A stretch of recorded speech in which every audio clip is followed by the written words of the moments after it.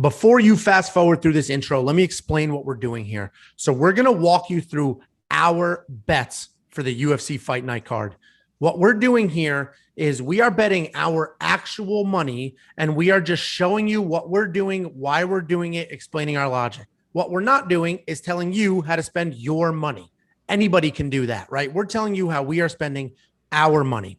When we talk about this, we're going to talk about it in units. A unit could be $1, a unit could be $1,000. So if we're talking about $100 units and I'm saying I'm going to bet a half of a unit, that means I'm betting $50, right? So to you, whatever denomination of money you're working with, just break that down into units and you can follow along with what we are doing here. So Dan, why don't you lead us off, walk us through your bets. You usually have a more strategic approach that Jacob and I do, and you have quite a few bets here. So why don't you walk us through what you're doing, how you're covered, and what these bets look like? Sure. So this card, I got to be honest, it's a tough card to bet on. You know, there were a few spots that I thought there was some value, but all in all, I thought a lot of the lines were pretty solid. So here's what I have right now. I made a few of these bets earlier in the week, so lines may have changed. And I'll also be looking for some bets throughout the day. So definitely check back later on the day before the card starts, because I'll be looking for potentially a couple more bets to add in, you know, right before the card starts. But anyways, first up, I got Darren Stewart at -176. I will say I made this one earlier in the week. When I was watching tape, it just looked to me that Darren Stewart was kind of the all-around better fighter everywhere. I think it's probably going to be a striking match. Could end up in the clinch at some points, but you know, I think unless Anders lands a big bomb, I think Stewart is just kind of a little bit better everywhere and definitely in the striking department. So I took him on the money line bet. I will say though, I've read since then that Anders switched his training camp to train with Triple C's team. So that could be a factor. Sometimes switching a camp like that gives someone a spark. So, you know, tread lightly with this one, but I liked what I saw on tape with Stewart over Anders. Then I got a bunch of prop bets this week. So some of them are a little bit just for fun. I just saw some crazy odds and wanted to throw a little sprinkle on there. And some I think really have a good likelihood of happening. So first up, I got Jonathan Martinez inside the distance. So I really wanted to make a bet on this fight, and the money line was just way too far apart. I think Martinez is, you know, we talked about it in our breakdown. I think Martinez is a legit contender. He's looked very, very good in all his last few fights. He seems to be getting better every time. And I think the matchup favors him in the sense that he's very precise. He's got good defense, good footwork, good head movement, and he lands sharp shots. So I think over the course of time, he's going to pick apart his opponent. And I'm hoping for, you know, a second or third round stoppage. So I've got him inside the distance at +300 for half a unit. And then I took round 2 and round 3 at +700 and +900. So if Martinez wins in the second or third round, that'll be a nice payday right there. So I'll be rooting for that. Then up next, I got Ronnie Yaya inside the distance. Similar thought process here. I think Ronnie Yaya is just the more experienced, better fighter, really everywhere, maybe other than striking, but I just think he's on a different level than his opponent. I think he will figure out a way to get this fight to the ground. I think he will most likely submit him within the first or second round. So inside the distance at -130, I thought was a pretty good value. So I got a unit on that. And then the next 3 are a little bit just for fun because, you know, past history would tell you that this will not happen. Basically almost guarantees it won't happen, but the odds I think reflect that. So Ronnie Yaya by TKO in any round is paying +2,200 all the way up to +4,000. Mind you, he has never TKO'd anybody, but I just think that for these odds and Yaya being a significantly better fighter that will get it to the ground, you know, there's a chance that he lands a big shot while they're striking, just a haymaker, follows up with punches. There's a chance he gets him, takes his back, flattens him out, and grounds and pounds. Not likely, but at these odds, I threw a little bit on kind of each round at huge plus money. So most likely he'll probably get a sub, but for these odds, I'm taking a little chance. Then I got Serkinov and Span over one round at -115. So this is probably another unpopular bet.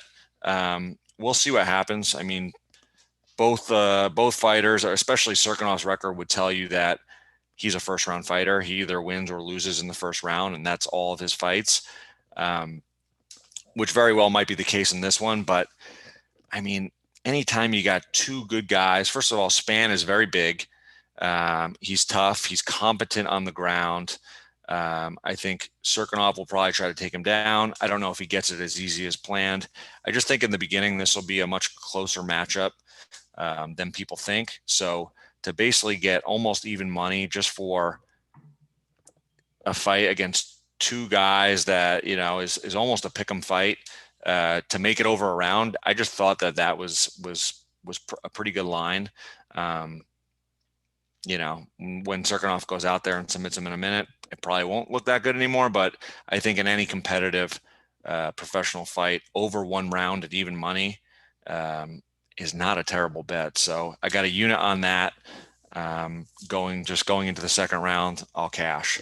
So then we jump into a parlay. So I basically took the three biggest favorites here, or my three biggest favorites, and parlayed them to get plus odds. I put half a unit on Martinez, Edwards, and Yaya. I think Martinez and Yaya for sure are going to win. And I think Edwards, in a 5-round fight with a chip on his shoulder, he has to win this to keep his number 1 contender spot. So those three combined at plus odds, I threw half a unit on it. Yeah, I mean, you definitely have some interesting bets here. The Yaya TKO ones, those are crazy odds, and we talked about it last week with Megan Anderson. I threw a half a unit at that. I mean, those odds are nuts. You kind of have to do that. I'm surprised he doesn't have a TKO win. I mean, given his whole goal is to get it to the ground, I'm surprised, you know, some people haven't turtled up and he just pounds away till the ref stops it. So it is possible.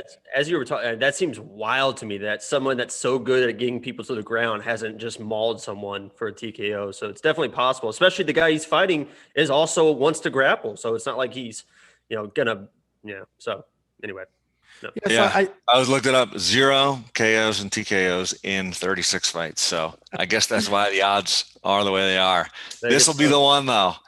Haymaker to follow up with punches. Yeah, it'll definitely be it. Yeah, like you said, those are fun bets you sprinkled on there, and you know, it you know what else I want to find for a bet, and I just have to spend a few minutes and look it up and see if it's out there somewhere. I'm sure it is. Is the Ige Tucker fight going to split decision? I want to find out what the odds are on that. I could just see that being a close fight. Split decision, you know, I don't know. I if the odds are crazy enough, I might sprinkle a little bit on that. But Ige Tucker, if you do find that, we'll share it, because Ige Tucker split decision is a really cool bet. As I move into mine, you mentioned a fight going to a very specific decision. I'm riding high off last week.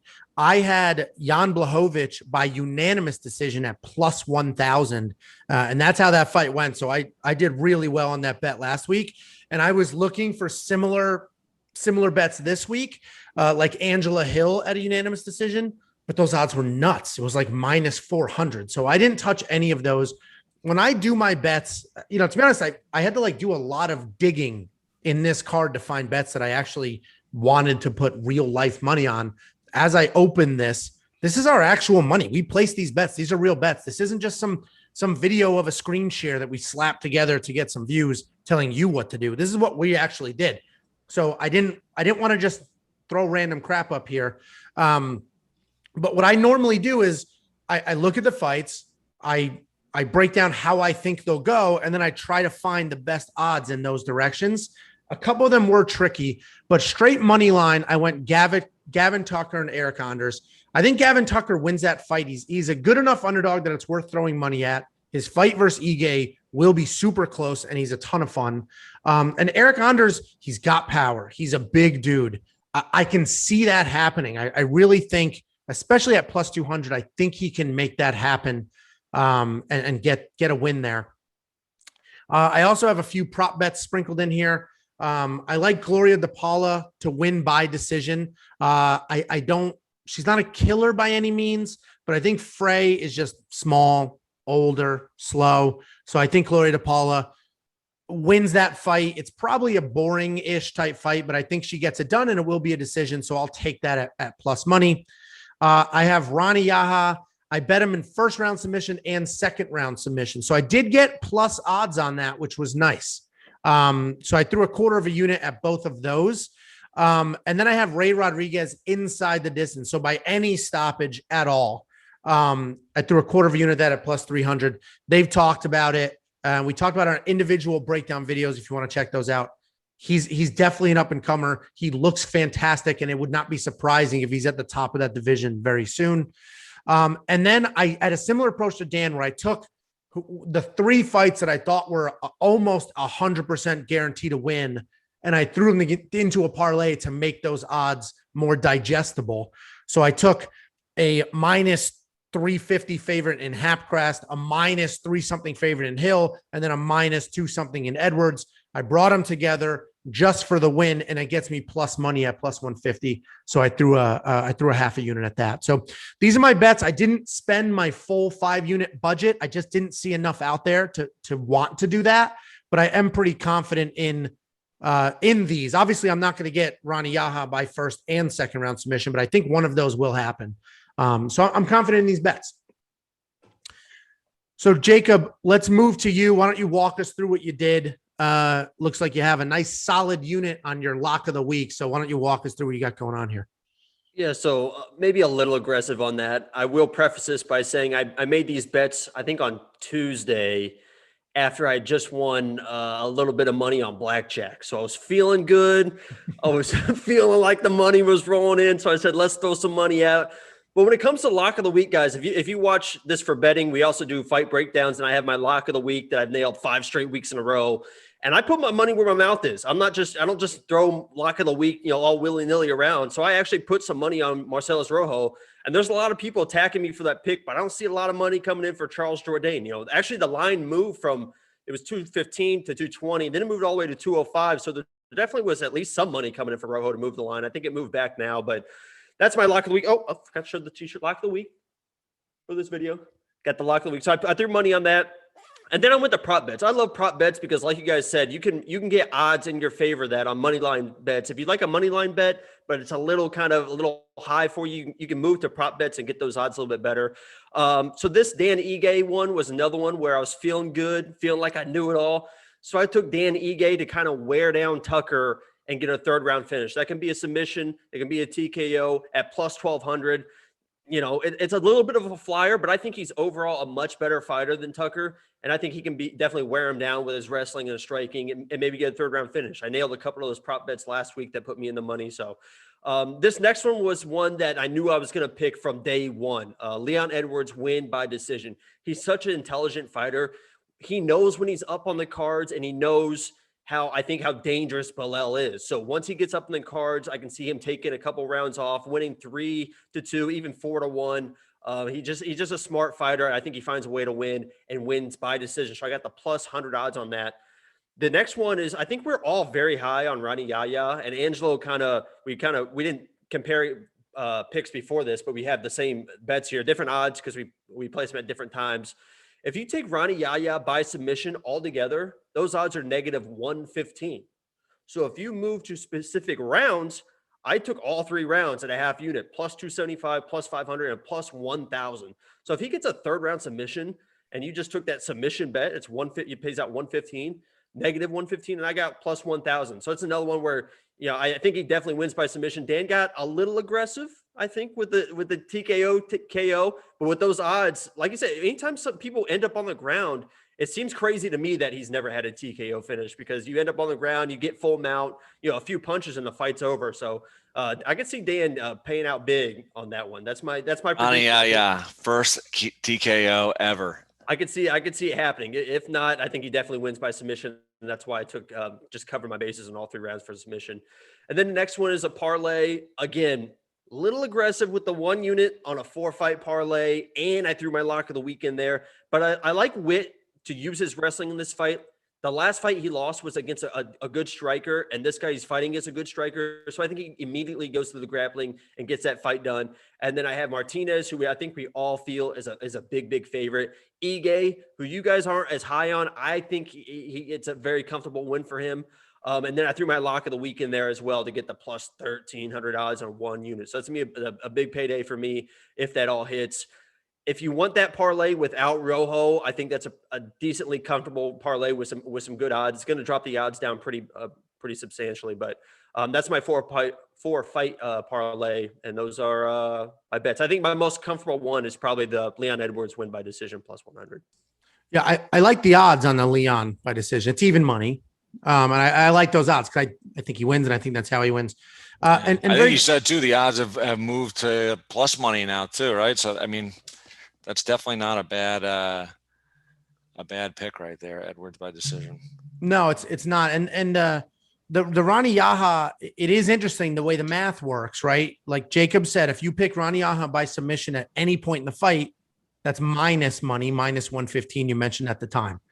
But if you bet each individual round at a half a unit, a submission in any one of those rounds wins you a lot of money and would cover any loss with the other 2 rounds.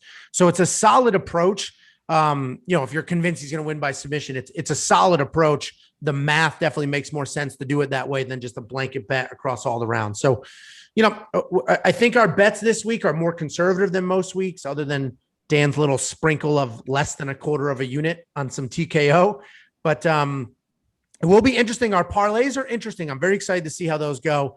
Jacobs is the riskiest because his lock of the week is a major underdog, but the other parlays are, a couple of big favorites that should win and it'll pay out plus money. So let us know in the comments what bets you like, what you don't like, what you're doing, and things like that. We'll get back to everybody and check back. Stay tuned. Like Dan said, he's going to be hunting for some more interesting bets throughout the day. And if he sees something pop up, we'll let you know. We'll post it. And we look forward to the fights tonight, and we'll see you soon. Before you go, check out the description below. In there, we have links to our Facebook, our Twitter, our Instagram, and more importantly, to our DraftKings League. Check out the league, join the league, participate in the contests, and as we get going and as you start winning, we're going to start handing out gift cards and participating and doing things like that. So check those out. Every week, there are drops on every fight card. So make sure you check out this channel and our social media on Saturday before the fights start so that you have our most updated lineups and picks.